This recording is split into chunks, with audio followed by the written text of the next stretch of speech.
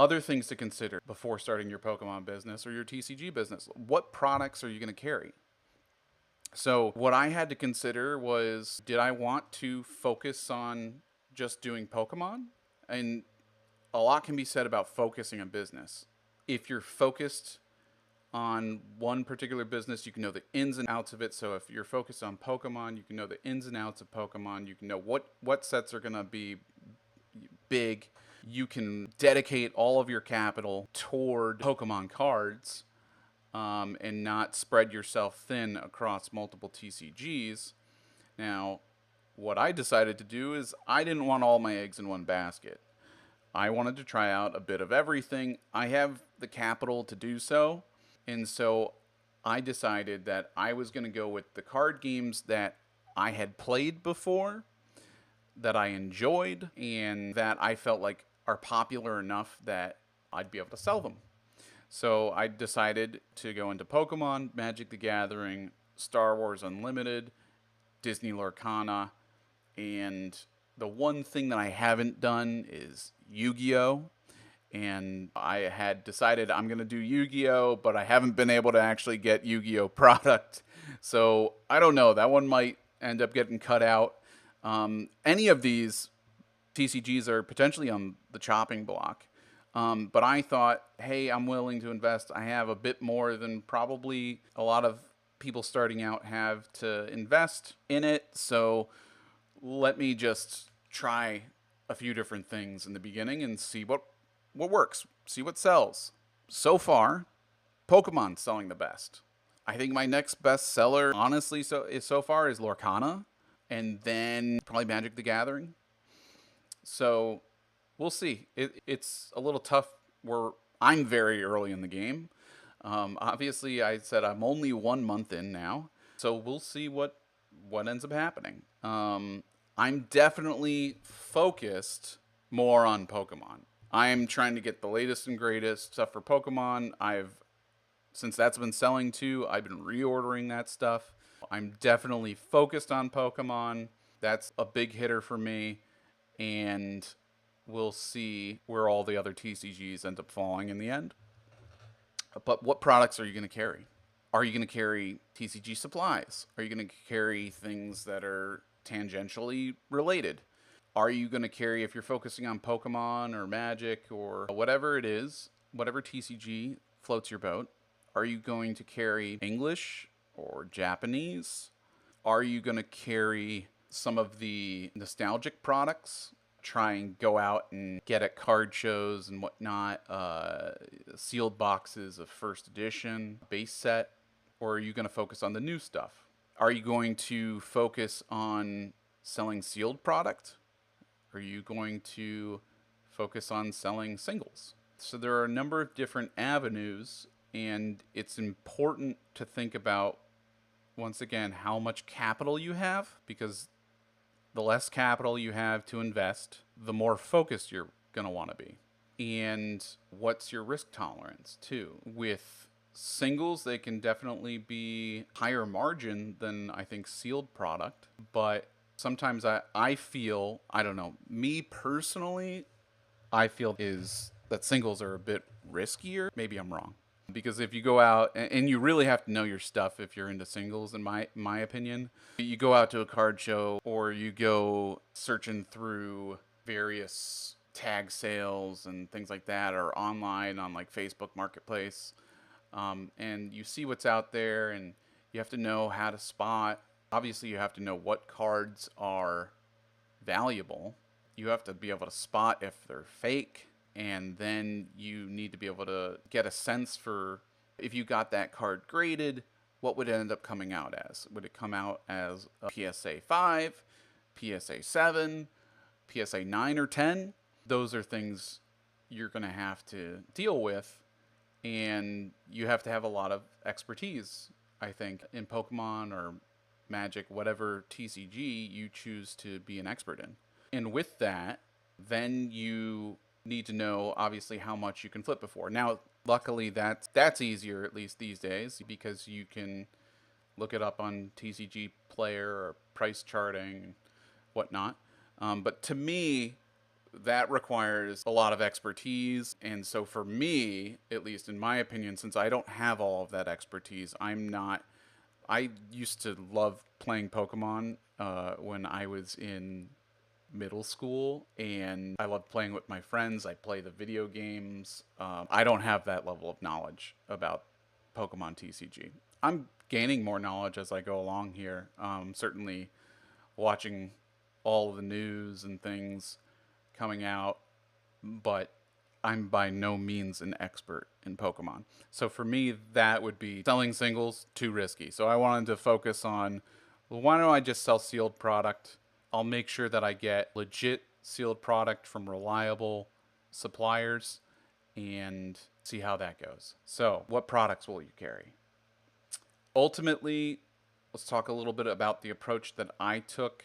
I spent a decent amount of this video talking at least about what my experience has been so far. But so, starting a business, some mistakes that I've made in the past was I got really excited about starting a business, and I'd be like, let's make everything super official.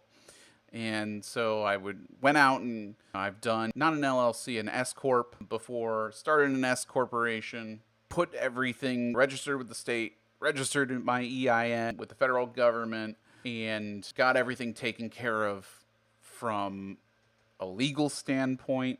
And that was super fun, and I enjoy that. I enjoy that stuff and learning about it and figuring it all out. And then ultimately my business, in this case, like my TCG that I was designing, it was all expenses. I was developing stuff. I set up my systems and my financial systems to be able to keep track of everything. I was doing crypto investing on part-time too. At the same time, I was doing crypto trading and stuff. And I set up all the infrastructure.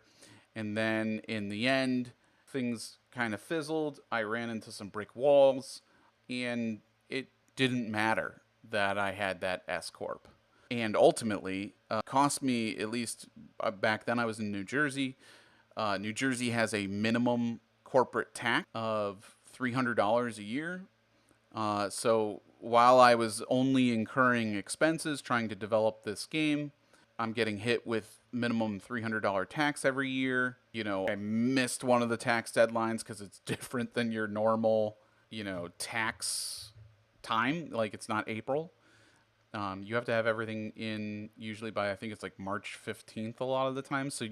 So every state is different.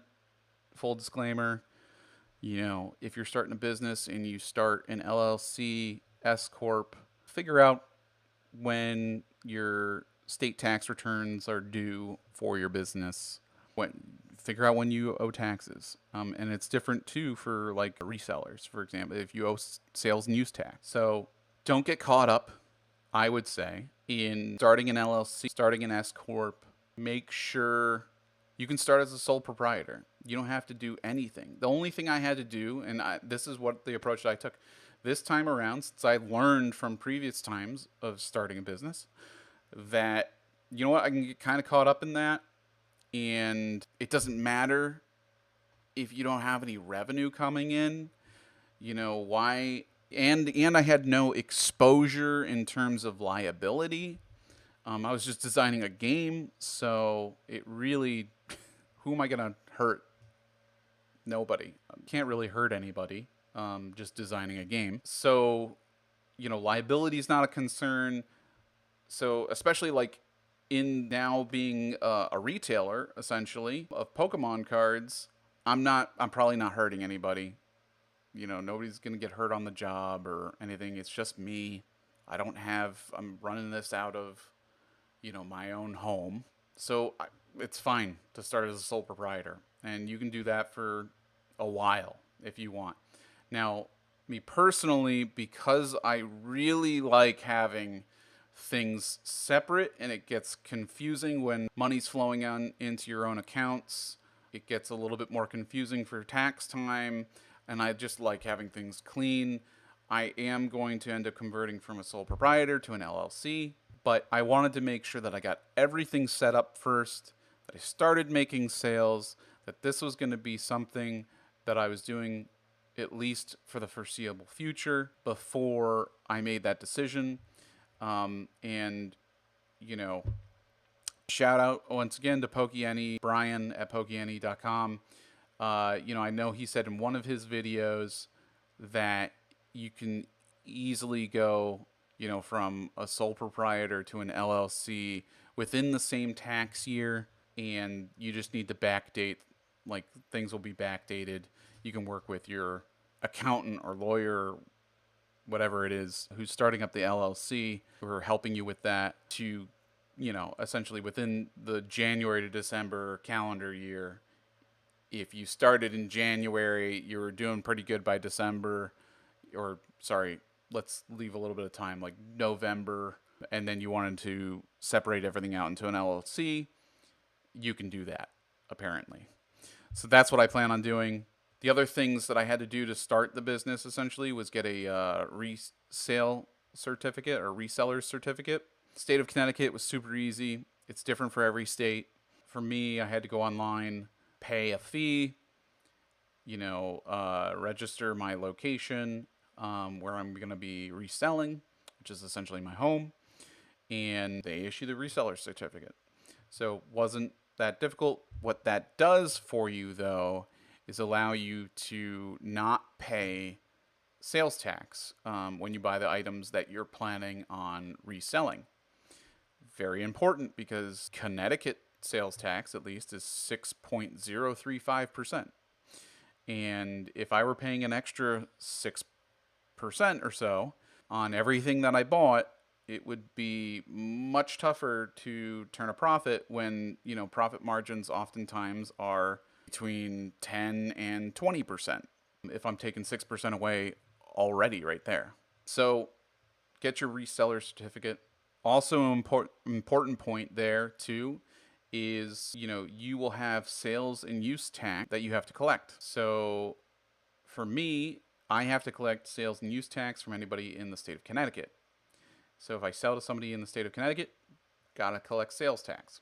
If I sell to somebody outside the state of Connecticut, since I'm so small and I don't have, enough transactions out of state or enough total money being sold out of state, I don't have to charge somebody sales tax. So I've had a few customers who are located in, Massachusetts, for example, who they got to get their items tax free.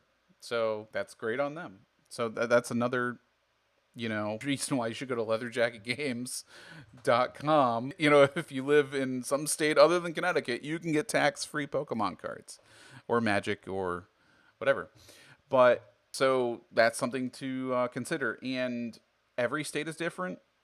For Connecticut, I have to collect sales tax for, the entire year and then turn it over to the state of Connecticut in January.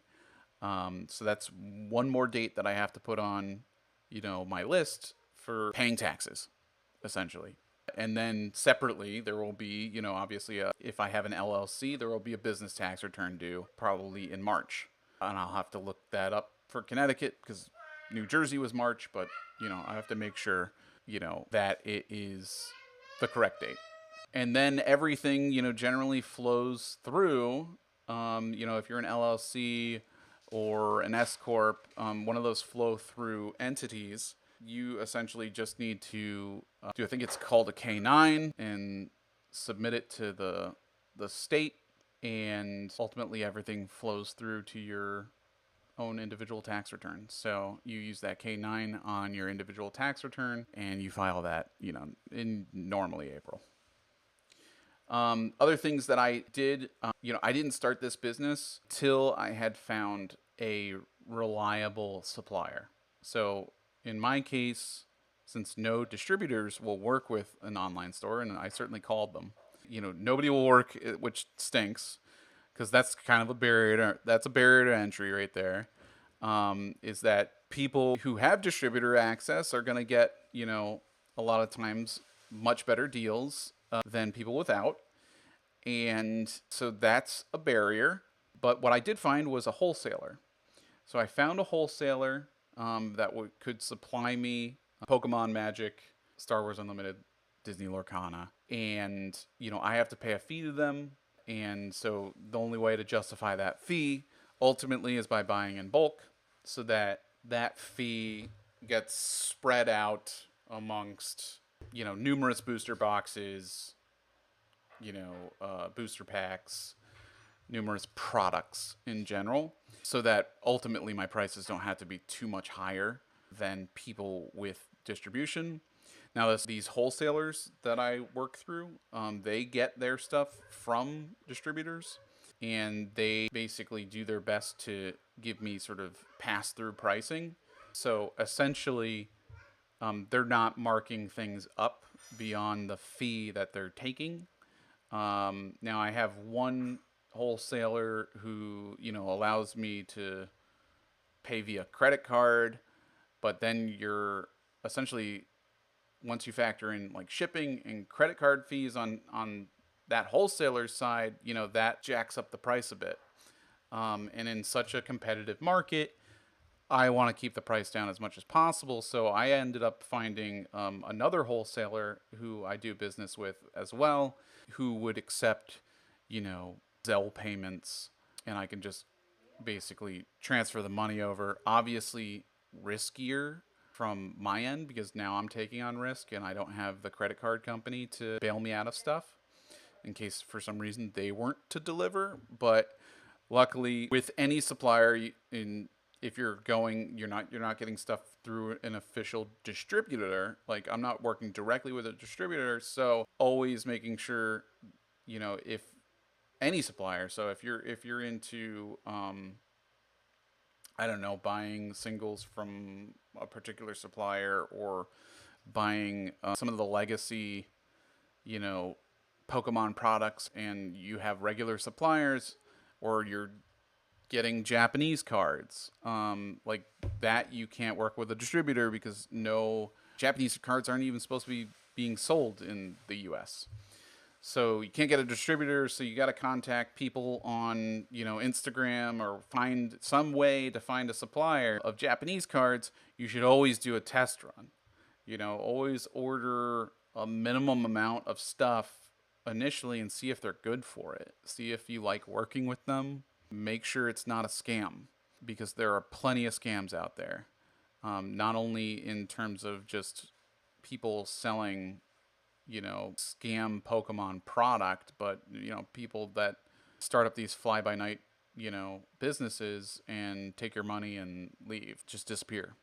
So always do a test run. I've established trust now with my different wholesalers, and it's always important, of course, too, to have multiple suppliers in case for some reason, one supplier can't get you what you need, you can go to somebody else. And then finally, one last thought for me, you have to consider what's your avenue that you're going to sell cards. Are you going to start selling on TCG Player? Are you going to start selling on eBay? Are you going to start, well, you probably won't be able to start an Amazon store. I tried that. They don't allow you to essentially sell on an Amazon store or get approved to sell Pokemon cards unless you turn in a distributor invoice. So that was out of the cards for me. I ended up building my own website, and I'm doing all the marketing for my own website, leatherjacketgames.com, and I built it on Wix. And the main reason for that is that I just couldn't justify the 13 or 14% that TCG Player and eBay take. That's a huge cut. When I'm, the amount that I'm able to buy the product for, and then my margins are small. My margins, are between 10 and 20%, mostly in probably like the 10 to 15% range. Having to take if somebody took 13% of that total transaction too, and that's including, and it's crazy because it includes like shipping and tax, at least I think on eBay. That's the whole game right there. If I'm only making 13% on some of this stuff and they take 14, I'm losing money. So really consider that. I think it's better for singles because there's higher margins in singles. So I think a lot of people start up selling singles on TCG Player and eBay. Sealed product, though, I don't know how anybody could do it unless you had a distributor and you're getting the stuff real cheap. But for me, that's not the case. I don't have a distributor. I have a wholesaler. And so there's a bit more cost baked in there. With my own website, all I have to worry about is obviously getting the word out, getting the traffic to my site, trying to be relatively competitive on price, be somewhere in the ballpark of what the market price is, and I have to worry about 3% credit card fees. I think it's 2.9% plus 30 cents a transaction, something like that, depending on what payment processor you use. So that's coming off of my, if I have like a 13% margin on something, well, then I'm only making 10% really. So that, I don't know if people could hear that, but that's my son. So, oh, that's another thing you should think about. If you have kids, make sure you've got that financial stability. You got that child care, whatever it is. Do right by your family, and make sure you're doing just make sure you're doing the right thing for your family. That you have the luxury to be able to start up your own business, and because it takes time. It takes time to grow. It takes time to become profitable, and so make sure you can weather that storm. All right. Well, I think I've talked enough. Let me know down in the comments if you like this video, if it was informative for you. If there's anything else, any questions or anything, I'm happy to answer them. Let me know if you want to see another video like this or other topics that you want to cover. Of course, go to my website, leatherjacketgames.com. Our full name is Leather Jacket Games Studios. That's kind of like a legacy from my, TCG design days. I just liked that. It felt nice. So go to leatherjacketgames.com and buy some Pokemon, Magic, Lorcana. Buy some stuff from me. Thank you very much. Appreciate it. See you later.